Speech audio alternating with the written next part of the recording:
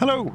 So this evening we are going to take a look at the Curtis C46 Commando in Microsoft Flight Simulator. This is the latest local legend that's been released for the simulator.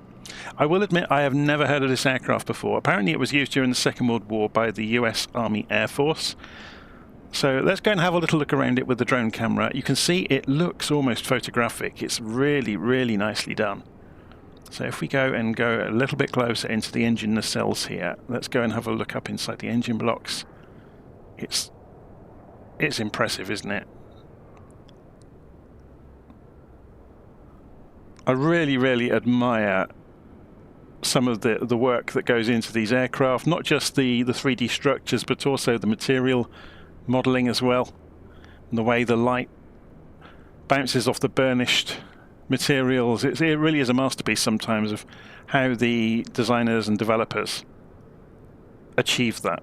Anyway, let's go and have a little look around the airplane and look at what people like to see. So go and look in some of the darker corners of the airplane to see how far the modelling has gone. And if you look in here, it's gone everywhere basically. So you've got all the hydraulic lines, you've got all of the components of the undercarriage are all modelled, and it's all animated really nicely. So you'll see that in a few minutes when we take it for a flight.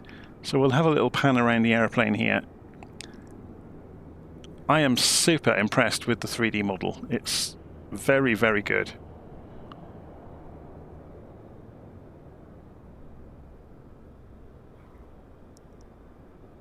Okay, so if we go and jump over the top of the body here, and we'll come down in through the fuselage, and you'll get to see inside as well.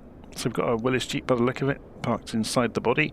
It's significantly bigger than the C47 Skytrain, I think it was called in the US, or Dakota in the West, or sorry, not West, in Europe. So if we come in through the cockpit, you'll see it's got custom pilot and co-pilot model, and they obviously disappear as the camera gets closer to them. But we'll jump around. It has got a lot of the radio kit and everything modelled, and it's modelled really nicely.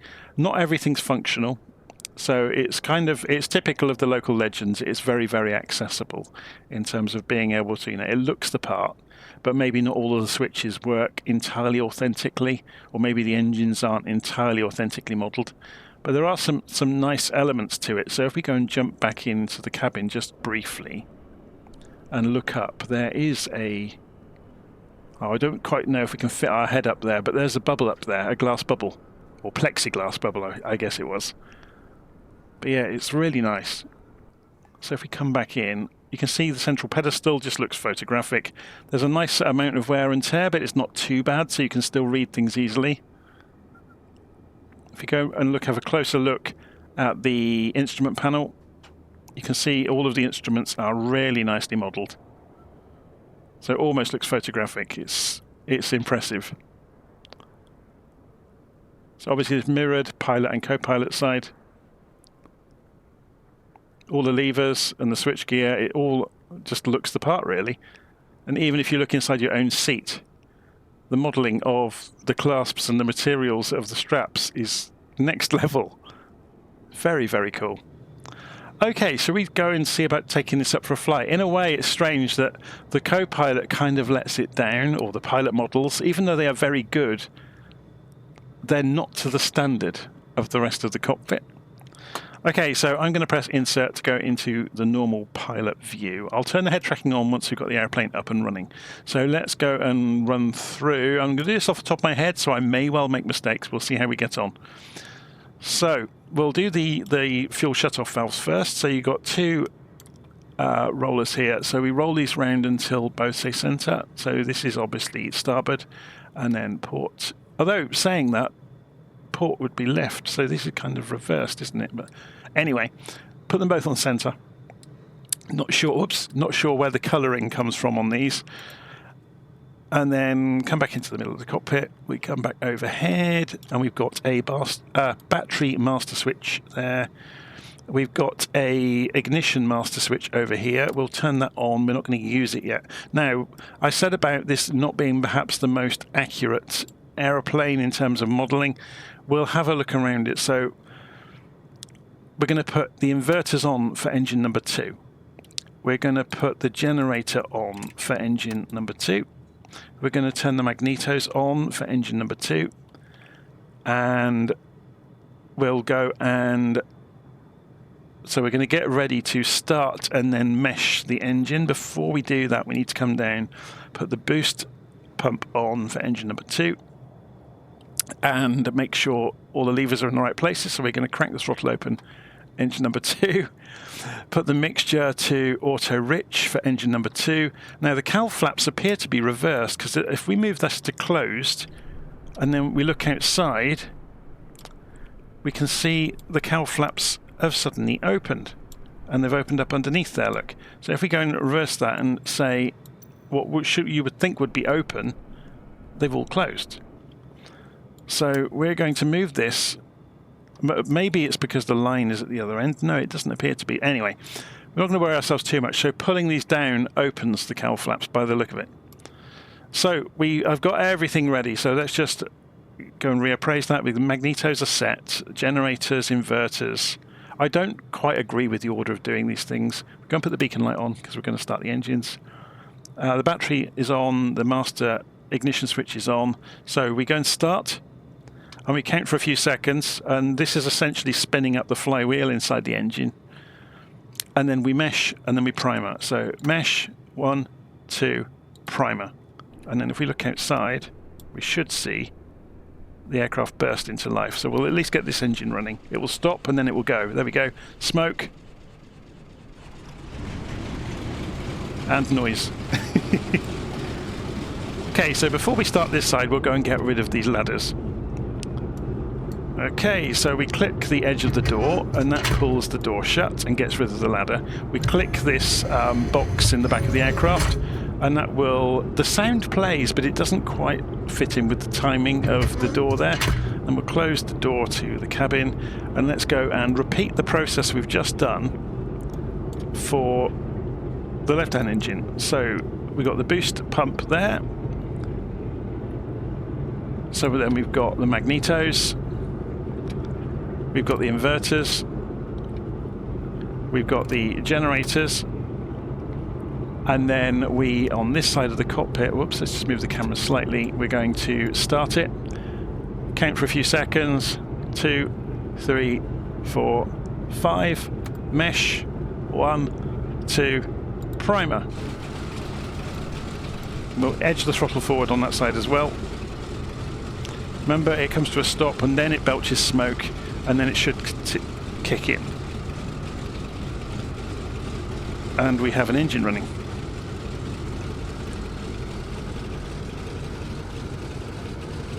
So we just let it warm up for a bit. Shouldn't be smoking that badly. There might be something wrong here. Did we get the mixture right? No, we didn't. That's why. And now it's a lot more healthy. So there we go. So we'll let the engine sit and warm up for a while, and while we're doing that, should we have a little look around at the meters we get? So we get manifold pressure and RPM, which has got both needles, or both engines as separate needles. You've got full fuel quantity in the various tanks, and then in front of the pilot and co-pilot you get oil, oxygen, suction. You get the cabin temperature, you get an altimeter, so let's press B to calibrate the altimeter, you get radio compass, vertical speed indicator, you get a radio localizer, and glide slope needles on it, you get an airspeed indicator, you get a magnetic compass, and an attitude indicator. So if we click that, I think it uncages it. We'll have a play with that while we're in flight. So you've also got a binnacle compass up in the middle, and you've got obviously the radios, but obviously they're not going to work yet. We haven't put the master radio or avionics switch on, so we'll do that. Okay, so we had the beacon light on already. Let's go and put the rest of the lights on. So we'll go and put the wing and the tail lights on just so we can see them. So we're going to see a very... they're not very impressive, are they, in the simulator when you look very closely? It's just a pixel. If you go a bit further away, you see them. Okay.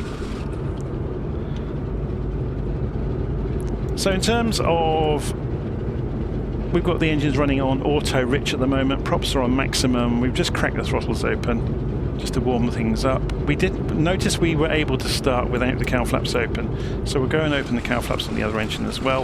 This is where I don't think the modelling is tremendously accurate, because that won't have impacted the temperatures enormously. Although, okay, we've only been here for a couple of minutes, but okay, so I'll go and turn the head tracking on, which we should be able to do with a button press. There we go. So we can have a look around now. Come off the parking brake, and we will edge the aircraft out onto the runway. So I'm going to go and have a quick look. We're at Moffett Field, by the way, so we're just creeping forwards. Wind is from the north, so we're going to turn left onto the taxiway and then right onto the runway. It doesn't have the greatest turning circle on the ground, or not at speed. You have to remain slow during your taxi. So let's have a look at this outside. Looks the part, doesn't it?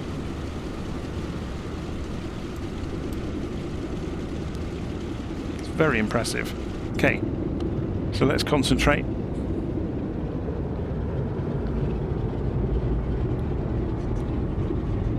So one of the ways you can help with steering, obviously you can use differential braking on the main gear, but you can also use the propellers independently if you have the controls to do so.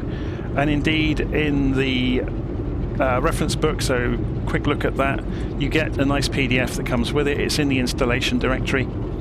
That talks about using on the ground run on the runway, using differential throttles to steer the aeroplane until you get to about 60 or 70 knots. Because it's such a big heavy plane, and because the tail isn't that enormous, you don't get rudder authority until you're quite fast, or not in the real thing. I'm not sure that's true of the simulated version. So we'll be looking to accelerate down the runway and rotate. The tail should come up about 70 or 80 knots, and then we'll rotate at about 95 knots.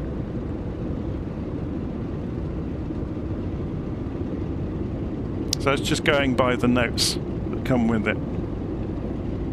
So let's turn onto the runway. As I said, it's much bigger and heavier than the Skytrain or C47. Okay, let's open these engines up and see what it will do.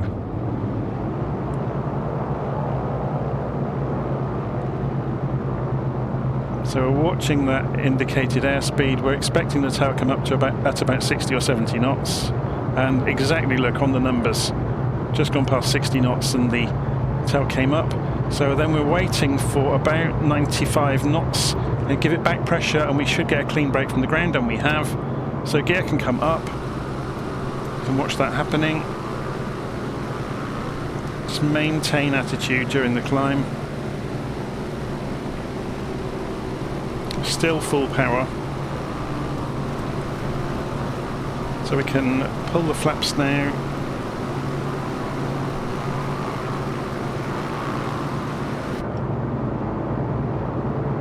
So airspeed is slowly increasing. You're looking to cruise. Obviously you can control the props and the throttles. Oh, hello, we have company. I may have to turn off multiplayer if this is the case, but we'll see. So we can control the propellers independently, obviously, slow them down, and we can pull the throttles back a little bit and just keep an eye on the airspeed. And we're just looking to fly in a nice, sedate, controlled manner with it, really. So obviously you use your primary flight controls or primary engine controls to maintain temperatures. So you're looking to obviously not overheat the engines, and there's lots of guidance in the instructions about the manifold pressures and the RPM you should be aiming for. So it looks, I think it's about 23 on the RPM, but that's about where we are. So yeah, we're pretty much on the numbers, maybe a little bit low, but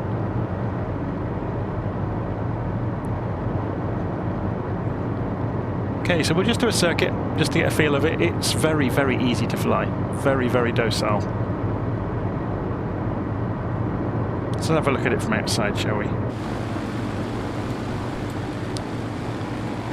So yeah, this is the C46 Commando. I can't believe I've never heard of it.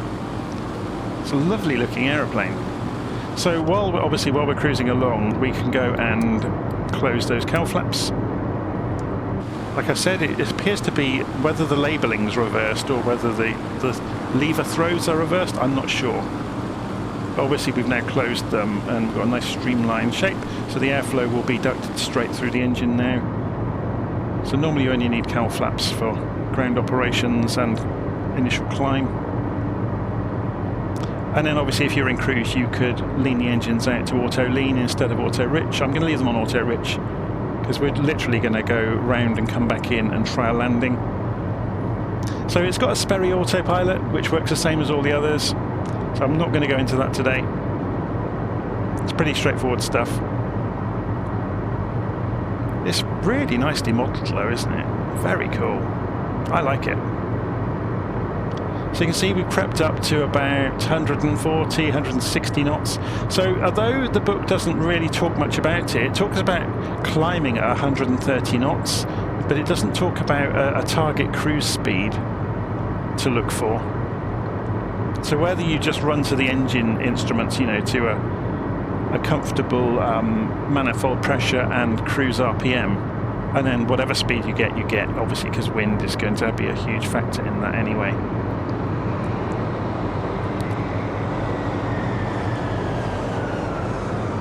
Yeah, somebody's trying to get into shot, aren't they? So let's keep an eye on that indicated airspeed and turn back in towards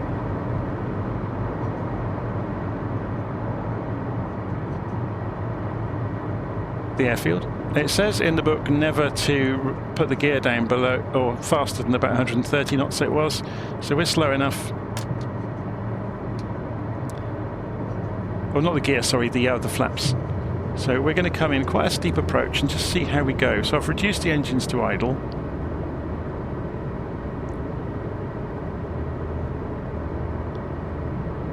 So it's slowly accelerating.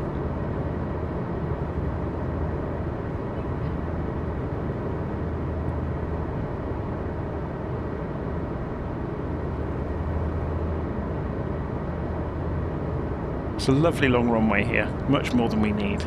So it'll be a good chance to just hold it out over the runway and see how much speed it loses. And if we have to go around, we have to go around. It's not really a problem. But you have to factor in, it's a big heavy lump of an aeroplane.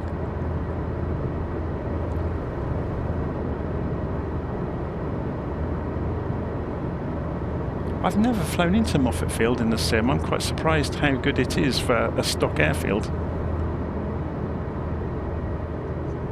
Got a bit of a crosswind kicking us across the scenery here.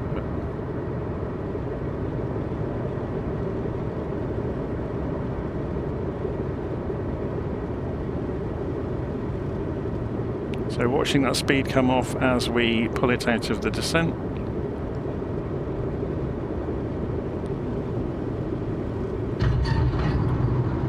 And we pretty much nailed that. Not quite on the centre line, but interesting. Okay, so we give it a bit of back pressure to force the tail wheel into the floor, and we should see a taxiway coming here very soon. So remembering the low speed handling problems, well not problems, but behavioural traits of the aircraft, we're going to get the speed right down before we try and turn for the taxiway.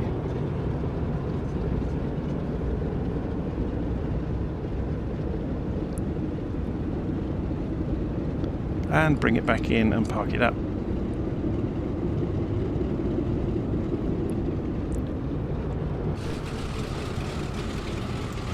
It's a nice looking aeroplane though, isn't it?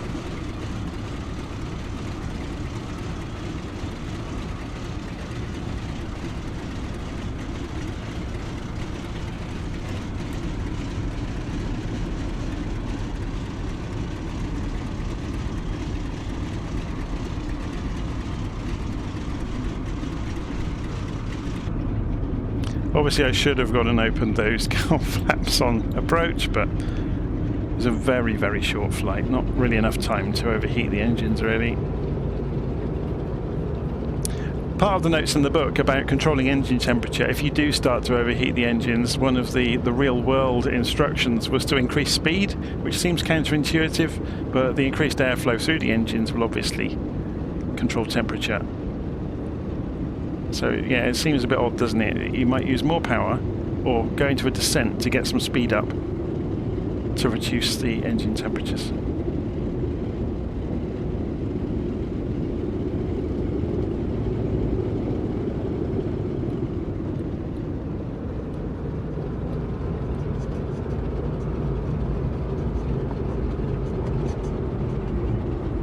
We'll just bring the aircraft in slowly. And we'll park here, that's fine. It's very cool, isn't it? Okay, so if we just starve the engines of fuel, so if we go for a lean mixture, will it actually be enough to kill them? Yes, it will. Okay, and now we've done that. Obviously, we've just flown around as well with the boost pumps on the entire time, which isn't going to do any harm on a circuit, but obviously if you're flying a long distance, you wouldn't do that. So we're going to turn the... Let me turn the head tracking off to go and do this. We're going to turn the generators back off. If I can control the controls tonight, turn the magnetos back off. Turn the inverters back off, turn the avionics master switch back off, and we're almost there, so the lights can all come back off, and that's all good, and we can just flick the master battery switch. He says, famous last words, is it going to let us? Oh, the sim's frozen, that's why. The age-old problem of flight sim randomly freezing now and again comes to haunt us just as we're trying to shut the aircraft down. There we go.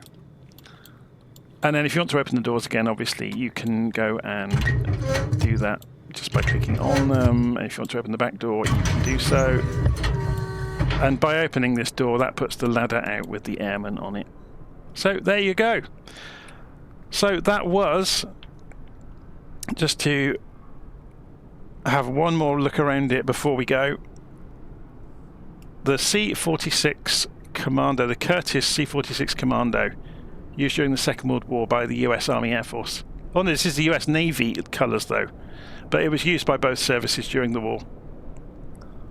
And it was also used by the Japanese force after the war as well. So, you know, the forces that set up in Japan to take over, I've forgotten what their full, there's a long acronym, isn't there? JASF, was it?